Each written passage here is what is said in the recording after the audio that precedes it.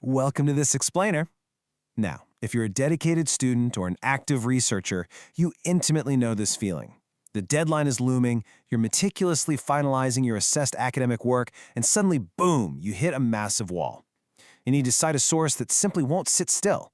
It's a high-stakes, honestly sometimes panic-inducing challenge to get your references exactly right, especially when the information you're relying on is entirely dynamic. So today, we're focusing on exactly that. We're navigating the shifting sands of referencing ever-changing sources, and specifically, we're looking at how to handle Wikipedia through the rigorous lens of Harvard-style formatting. Okay, let's dive right into this. Here's our central problem. Can you safely cite a shifting target? Imagine this scenario. You finish your research, you submit your carefully crafted paper on a Tuesday, and your professor sits down to grade it on a Thursday. But on Wednesday, the web page you referenced was completely rewritten, updated, or edited by someone on the internet. Your source material seemingly vanishes into thin air. How do you prove to your grader that your research was accurate and grounded at the exact time you wrote it? The heart of the issue is pretty simple. Wikipedia articles change over time. It sounds incredibly obvious when you say it out loud, right? But this simple, foundational fact completely breaks traditional academic citation methods. With hundreds of edits happening across the platform every single minute, a standard web link simply isn't enough when the information itself is constantly evolving. If your professor clicks an everyday link, they might see entirely different text, different statistics, or different arguments than what you originally quoted. We desperately need a way to, freeze time for the sake of academic integrity. Section 1. Building your reference, locking down a moving target.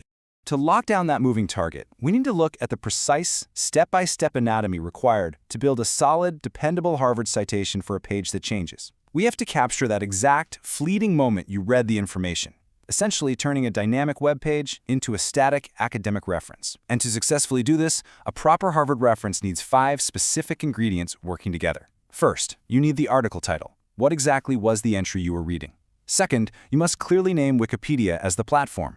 Third, include the year or the last updated information, depending on what your specific style guide wants. Fourth, and we're going to expand on this crucially in just a second, you need the stable URL or permanent revision link. And finally, number 5, your access date. When exactly did you look at this? Together, these 5 distinct pieces capture a precise, undeniable snapshot of the page in time. Now, what's really interesting about this slide is that the absolute most critical requirement for dealing with dynamic wikis is that permanent revision link. This is a specific web address that directs to a locked, historical version of a wiki page. Instead of linking to the live, ever-changing, unpredictable main page, this specific type of link acts literally like a digital time capsule. It guarantees that anyone who checks your references will be transported to see the exact same version of the text that you saw, regardless of how many hundreds of edits happened afterward. Section 2. In-text rules. What to do without an author. Now that we've expertly built the main reference list entry, let's look at the next part of the citation puzzle. Because Wikipedia is entirely crowdsourced, you rarely have a specific individual, like a John Smith, to logically credit in the brackets at the end of your sentence. So how do you actually format this inside the flowing body of your text without confusing everyone? The solution is wonderfully straightforward. You just use the article title and the year. Since there's no prominently named author to rely on, many academic guides direct you to use just these 2 pieces of identifying information. For example, open bracket, the article title in quotes, a comma, the year, and a close bracket. It neatly and efficiently points your reader directly back to that detailed 5-part reference list entry we just built, all while keeping your actual paragraphs clean, readable, and perfectly formatted. Section 3. The academic golden rule, a springboard, not the destination. Okay, so mechanically, you now know exactly how to cite it, but we need to confront the sometimes harsh reality of assessed academic work. Just because you can cite something perfectly using a permanent link doesn't always mean you should use it as your primary evidence. Let's look closely at this comparison. On side A, we have using Wikipedia as final evidence. Now, in the context of assessed academic work, this is a highly risky approach. On side B, we have locating original sources. As our source text makes abundantly clear, Wikipedia is often much better utilized as a powerful search tool, like a springboard for your research, rather than the final authoritative word on a subject. Side B is your much safer, highly recommended best practice. Use the wiki to quickly grasp and understand the core concept, but primarily use it to hunt down the original authoritative source material. And here is exactly how you execute that best practice. Check the article's references and cite the reliable source you actually rely on. Look, we have all been there. It's late at night, the Wikipedia summary perfectly and cleanly captures what you want to say, and it is incredibly tempting to just take the easy route and cite the wiki. But when a professor or reviewer is grading your paper, they want to see that you dug deeper. The golden rule is to scroll down to the bottom of that wiki page, find the academic journal, the published book, or the verified news article that the wiki contributor used, read that original source, and then cite that source. It makes your academic argument infinitely more bulletproof. Section 4. Tools and final checks. Staying out of trouble.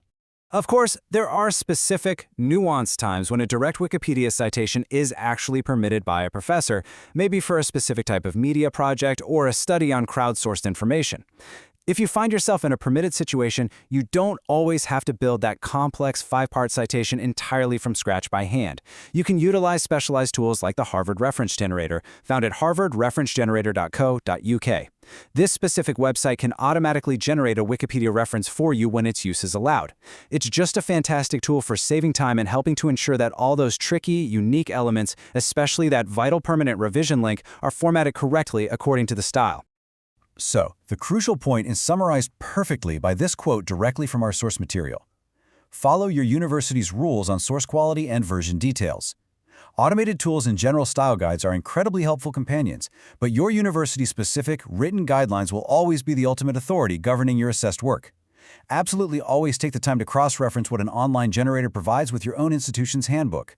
You want to be 100% sure you're meeting their exact standards for source quality and version control. Which brings us to our final, provocative thought for this explainer. As you sit down to put together your next bibliography, ask yourself honestly, are you citing the reliable source you actually relied on? Are you pointing your reader to a solid, unmoving foundation of original evidence, or are you building your complex academic arguments on shifting sands? Take the extra step, lock down your moving targets of permanent links when necessary, but always dig for the original evidence. Thank you so much for joining me for this explainer, and happy researching.